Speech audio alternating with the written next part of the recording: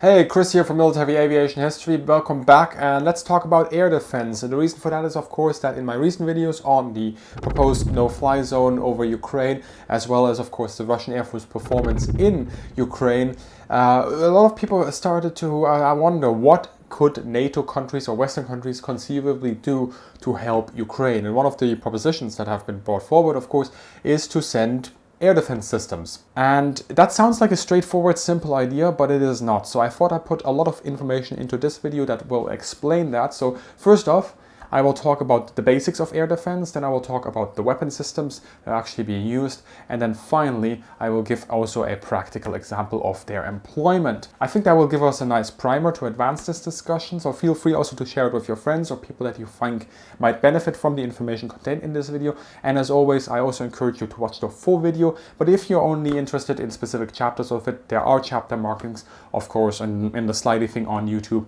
as well as that all my sources, as in all my videos, are in the description below, so check that out. The first thing we will look at are the types of air defenses that exist, and this can be broken down essentially into two meta categories, shall we say: active air defense and passive air defense. Active air defense operations include all direct defensive actions taken by air defense weapons to nullify or reduce the air threat. Passive air defense consists of all other measures taken to minimize the effect of hostile air action. The requirement for passive air defense recognizes that active air defense measures may not be entirely successful. To give you a couple of examples, active air defense includes, of course, what we always think about, so the weapon systems themselves, which is the main focus of this video. But remember, it also includes things like airspace control, detection, tracking and identification, threat evaluation, and so on. Passive air defense might also include things like dispersion of assets, hardened shelters, repair, sending out warnings, and of course deception like camouflage or sending out wrong information. Next to active and passive air defense, you of course also have area and point defense, as well as defense in depth. Let's have a look. Area defense. Area defense is the coordinated defense of a specific area by a variety of systems. Point defense, a posture designed for the protection of a specific and usually small area, such as vital installations and/or individual units. For example, fighter aircraft can be considered as the outermost layer of air defense, together with long-range missiles. The next layer includes fighters and medium-range missiles, while the inner layer is usually short-range missiles and anti-aircraft gun systems. Of course, many additional elements support and multiply the capabilities of these systems. For example, radar, command and control, coordination, as well as identification friend and foe, and so on. Remember that these bubbles stretch in the vertical as well as the horizontals, but they can have blind spots where no defense can act due to limited radar control, geographical factors, or jamming, which is another topic for another time. I'm also going to be ignoring the space environment in this video simply for the sake of simplicity. In the West, these systems are known as IADS, Integrated Air Defense System, although there's also the Integrated Air Missile Defense System, and then over in Russia it is called Obodanonya Sistema PVO CNG. Roughly the pronunciation, I think. And that translates more or less as Joint Air Defense System. And that gives you sort of now an idea of sort of the meta picture of air defense. So let's talk about the weapon systems that are actually being used. Infrared weapons home in on the target's heat source. Especially the exhaust of engines tend to produce a noticeable heat return in infrared. Early on, this restricted infrared homing to rear aspect, meaning you could only fire when seeing the rear of a jet, but by now the sensors have improved that this is no longer required. Although it might appear that there is no escape from IR homing missiles, they can be countered. First, through active defense like flares, which produce additional heat signatures that confuse the missiles, or passive defense like exhaust heat suppressors by dissipating the generated heat through airflow, or by constructing the aircraft so missiles are less likely to catch the exhaust trail. While infrared weapons are used at short ranges, radar-based systems are used at long ranges as well as for higher altitudes. And that of course means that these systems essentially complement each other. If you have a lot of IR systems, you force aircraft to fly up higher, at which point they become a target for the radar-based systems. And if you force them lower because of your radar-based systems, they will become vulnerable to IR systems. Radar systems instead of AR systems are then also used to scan a wide area. They're used to identify, well, first locate and then identify targets. After that, of course, they're tracking them, and then also they feed that information into the fire control system of the missile that is then being fired at the target. And then nowadays, of course, we have three sort of homing systems, shall we say, or firing systems, and that is command line of sight guidance, that is semi-active radar homing and active radar homing. Let's have a closer look at those. In command line of sight guidance or CLOS guidance, a ground controller guides the missile. For this, the operator must maintain line of sight or at least maintain a radar return signal on the target, so that the missile can be steered towards this target and even be detonated remotely. There are various different CLOS systems from fully manual to automatic, and they are not just used by air defenses. Air defense missiles, however, also use an integrated radar guidance in the terminal phase of the missile's flight to improve the accuracy. And talking about said radar guidance, let's turn over to those. There is semi-active, and semi-active, a receiver in the missile will allow it to track and intercept the target as long as that target is lit up by the radar system. And then of course there's also active radar homing, where a transmitter, not just a receiver but also a transmitter, is placed into the missile, thus it becomes independent from ground-based radar and can engage the radar by itself. The advantage of this system is that they can be used at very long ranges, and that really pushes out the threat envelope beyond what is happening on the ground, oftentimes even into so-called enemy territory, and any enemy aircraft that are trying to come towards the targets that you're defending, and will have to penetrate that threat envelope or that threat bubble far before they actually reach the target that they're just trying to destroy, and they're going to be vulnerable throughout the transit.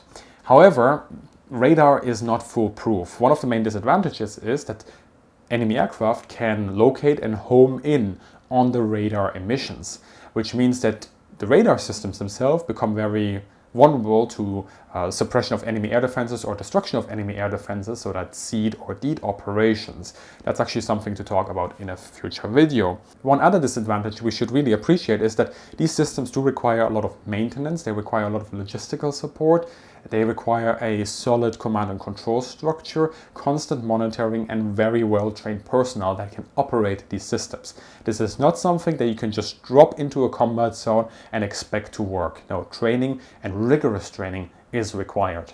Now that I've talked a little bit about how these systems work, what type of systems actually exist? Well, first off, there is AAA, that is anti-aircraft artillery. Then there is SPAA, that is self-propelled anti-aircraft guns. Then there is CIWS, that's close-in weapon system, and then there is SAM, surface-to-air missiles. Let's talk about all of those, starting with AAA. The simplest air defense system is still the anti-aircraft artillery, or AAA. These are guns designed to shoot at aircraft and thus can be elevated at high angles and rotated very quickly. Theoretically, this can range from a light machine gun all the way to a larger caliber cannon. These are of course simple to operate, but usually static and used to defend a certain point. By now, they are relatively rare in modern armies, but you can still find them in all corners of the world as point defense.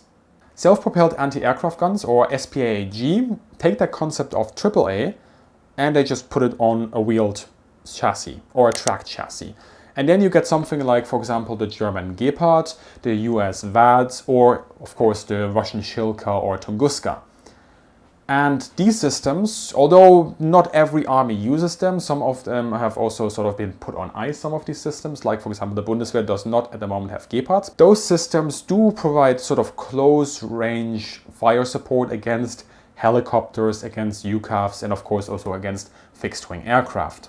The advantages SPAA offers are mobility, allowing these guns to keep up with other units and even provide protection right at the front line. As such, they are often deployed with tank, mechanized or motorized units. They can also be used against ground targets. Typically, the caliber is between 20 to 35 mm with a very high rate of fire and with radar guidance. The disadvantage is the relative complexity requiring extensive training, maintenance and logistical support, as well as the radar signature that exposes the system, as well as the potential vulnerability the vehicle actually has close to the front lines. Then we have the close-in weapon system, CIWS, and that is used against air threats as well as missile threats, although they can also be sometimes used against other targets depending on the system. They are most prominently seen or most often seen on ships, but they're also used in base defense, and in fact there's also some US embassies that have them as defense against incoming rockets or missiles. While the US Phalanx is perhaps the most well-known CIWS, multiple systems exist around the world. The caliber is usually between 20 to 40 mm. The guns are highly responsive, have a high rate of fire, but with a short effective flat range of, let's say, maximum 4,000 meters. These systems generally use radar tracking to engage targets. Some CIWS also include short-range missile systems, which is my segue into missile-based air defense systems. Now let's move over to SAMs, so surface-to-air missiles. Every missile is made out of multiple components, but for now only the following are of interest. First, we have the seeker head, essentially the eye of the missile. Using this, it either homes in on infrared or the radar signatures on the target.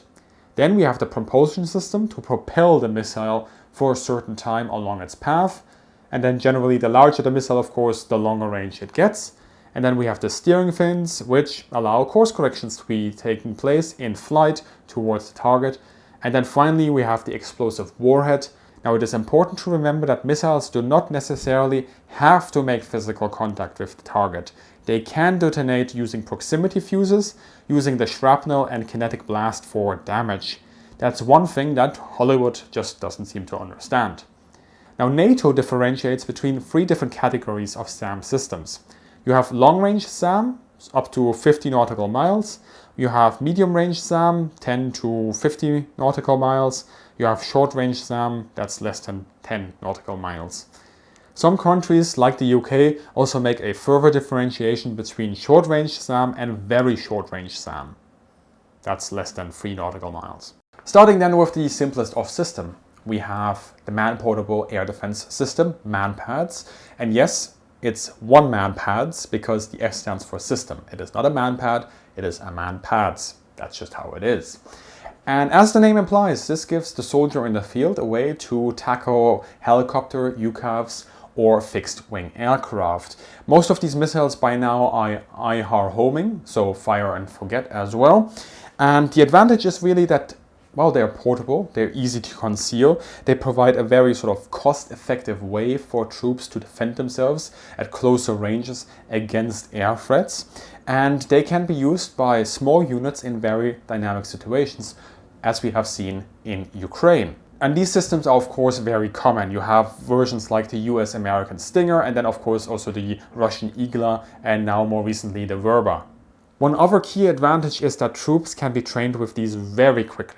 That said, in the US Army, the basic and enhanced training program for the Stinger actually takes 1.5 months, although that's because there's no immediate urgency. Disadvantages are that they are short range, roughly 5 kilometers horizontal distance, which is especially problematic against fast or high-flying fixed-wing aircraft, and that they are of course one shot. If you need to reload, that's possible, but you'll need to carry a spare launch tube. The thermal battery is also important. It's switched on to fire, providing power and coolant. On a Stinger, this is roughly 45 seconds. If you don't fire at that time, it's a wasted battery. Likewise, especially on older IR missiles, these could completely fail if other heat sources enter your cone of vision. Light reflections, terrain and so on could produce these. Might not sound like a big risk if you're shooting up, but remember, there's such a thing called the sun. By now, these missiles have been improved a lot, however, they can still be defeated with countermeasures. Other MANPADS use CLOS guidance, for example the British Javelin, that's the MANPADS Javelin, not the ATGM, as well as laser beam riders, for example RBS-70 Starstreak and so on. Here the operator guides the missile to the target and keeps it lit with a laser. This is a more complex procedure requiring extensive training, continuous line of sight and good visual conditions, but with the advantage that countermeasures are fairly ineffective. Often such short-range missile systems are also mounted on vehicles, like the Avenger, a dedicated short-range air defense Humvee using the same missiles as the Stinger. Similar systems are also used by Russia. Again, this provides flexible short-range air defense against air systems with the added bonus of providing multiple shots, speed to redeploy and to move with whatever is supposed to be protected. Dedicated systems like the Avenger also allow the operator to fire on the move or away from the vehicle with remote operation. At the far end of short-range missile air defense systems, you have things like Roland, so that's like a Franco-German missile, or Osa and Tor from Russia, and then of course the British Rapier is also a good example. Now these missiles are slightly bigger and are generally command or radar guided, and they have a range of around about 8 to 15 kilometers. It give and take really on the system. And sometimes also these missiles are part of a mixed armament, like for example in the Russian Tunguska, which also uses 30mm cannons. These systems are training intensive, and that complexity will only start to increase as we go from the short range over to the medium range and finally to the long range air defense systems. And here I do have to make an excursion to what's happening over in Ukraine, because I've seen people say, well, NATO or Western countries should send their latest and their best equipment to Ukraine in order for the Ukrainian air defense operators to have what they need in order to defeat the Russian air threats and Russian helicopters and UCAVs and whatnot. The thing is, it doesn't work that way. MANPADS is one thing, but sending something that is training intensive, like a radar-based system, that takes weeks, if not months, to train or retrain somebody to use correctly. And that just doesn't seem feasible or practical at the moment. What Ukraine really would need is perhaps Western countries, if they still have those systems in stock, sending stuff that the Ukrainians actually use themselves. So ex-Soviet, ex-Russian military hardware that could be used there. And we do see some movement on that front, and it will be interesting to see where things pan out in that regard. But of course, at this point, I also want to put the question to you. What do you think NATO or Western countries could do at this point in order to assist Ukrainians sort of in that indirect, direct manner that we're always talking about right now? What's your opinion about air defense system? Put them down below, add things, provide feedback. I'm looking forward to all your comments. And of course, if you enjoy this content, also consider supporting over Patreon or via channel memberships. Now, back to, of course, the video. Now is my transition then over to those medium-range air defense systems, where we are really starting to get into purely sort of radar-guided surface-to-air missiles. This is really sort of an intermediate SAM system that bridges the gap from the short range over to the long range. And these missiles are generally radar-guided and operate typically at ranges of, 20 to 35 kilometers, give or take. And the main purpose of these missiles is to cover movements at the brigade or in fact at the battalion level. So that's quite a large area. However, in NATO countries, that intermediate system sort of is not really used all that much anymore. There are intermediate range or medium range air defense systems that exist. We can find them sometimes, for example, on ships. Older medium range systems that we had in the West were of course things like Hawk. Finally, long-range air defense systems, and there are quite a few here to go through, so I'm already going to exclude things like THAAD, which is used against ballistic missiles, or a Patriot system used against ballistic missiles. We'll just bracket that off for now. Long-range air defense extends to ranges of several hundred kilometers. These are large systems, either static or wheeled, and require additional control stations and radar to operate. While they are more complex to manage, they can cover a wide area and push the air defense double deep into the territory of opposing forces. For example, Russian air defense batteries in Kaliningrad could theoretically maintain overwatch over large parts of the Baltic countries, the Baltic Sea, as well as Poland. Good examples here are, of course, the US Patriot system or the Russian S-300, 400 and now 500 series of air defense missiles. Historically, Russia has also invested way more into such capabilities, and that's a good topic for a future video. And with all these types of air defense done, well, let's talk about a practical example of how they're used. One important aspect we really have to acknowledge is that there are paper stats and then there's practical reality. Take, for example, some of those range figures that I threw out in this video. Those sounded pretty straightforward, right? But just because there is an air target within that radius doesn't mean that it can actually be targeted. Let's talk about range. Just because a missile has a given range doesn't mean you can fire it at that range. You need to get a lock first, which is usually done at closer ranges. The range is more of a guideline figure equating to distance a missile can physically fly, generally in a horizontal line, with vertical distance being typically shorter. So if you fire a missile at a target flying away from you, even if it is within range from you at the moment you fired the missile, because it is extending away from you, the missile is going to be forced to travel for longer distances and thus it might not hit the target. And then of course we have terrain. Terrain plays a massive role in the ability to lock and track a target. Thus, while a long-range SAM might theoretically cover a wide area, its radar is not always able to look into all of that space. Because it won't be flat all around, you have the radar horizon and you get dead zones where planes can operate. And we saw this in Ukraine already with jets operating very close to the ground in order to operate below where the radar can pick them up.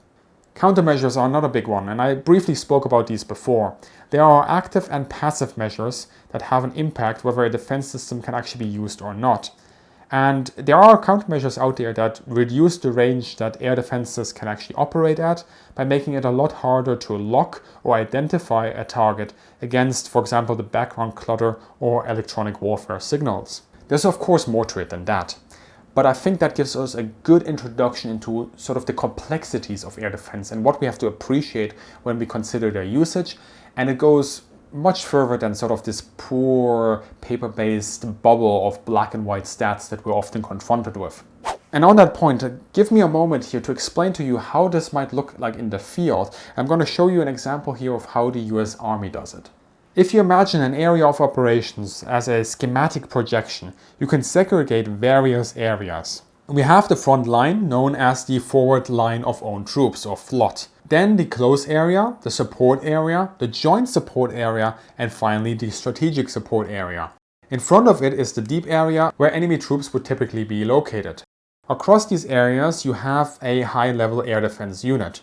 For the US Army, that's Army Air and Missile Defense Command. This command assesses air operations, enemy forces, and designates overall support for ground combat units across a whole theater. Then there's the air defense units at the brigade level, which is a more dedicated command unit around a given area of operations. This unit commands the long-range and short-range air defense platforms. These are battalions including 4 batteries of Patriots and a single battery of Avengers. A single battery of Patriot missiles includes 3 sections of 2 launchers. Thus a battery has 6 Patriots and a battalion has 24. This gives coverage between the strategic to support area, so mainly the division core and theater level areas. For the Avengers, a battery has 24 Avengers broken into 8 squads at 3 Avengers each. These operate in and around the close area and they are supported by a subunit of the brigade level air defense. It covers the division and brigade areas. Of course, short-range defenses will also be used to protect vital key installations in friendly territory for added close-in protection. So from this introduction, I think it's quite clear that weapon systems and air defense weapon systems, they're quite complex. Yeah, you'll need soldiers who can operate them. You'll need a diverse set of systems that complement each other. You need a logistical infrastructure that can sustain these operations. You need a good command and control system that is able to integrate all different units and operate them properly within a given unit. And then of course you also need to know other things like where do enemy air defense, no, not enemy air defense, but where do enemy air targets operate? And what are the threats that we're contending with? And so much more. Again, it's such a complex beast, I think, and lots of really lots of thought has to be gone into it, and you have to be practical and realistic with what the system can and cannot do. And just saying, let's send these systems over to Ukraine doesn't really answer the important questions. Really, in that sense, we should be thinking about more what systems could Ukraine realistically use and how could we supply those systems if we have them. That, I think, is the more fitting question. But yes, as always, I wish all of you a great day. I hope that you took something away from this video. If you did, let me know in the comment section below. Of course, your feedback, your comments, always appreciated. And before you leave, make sure also to check out the description. First of all, you can find all the sources there. And if you do enjoy this content also, you can support via Patreon or channel memberships. And I also want to thank a couple of people for the making of this video. First of all, Andrew for reviewing the script, as well as you know who you are, for also having your input on it. Thank you very much, and I wish all of you a great day.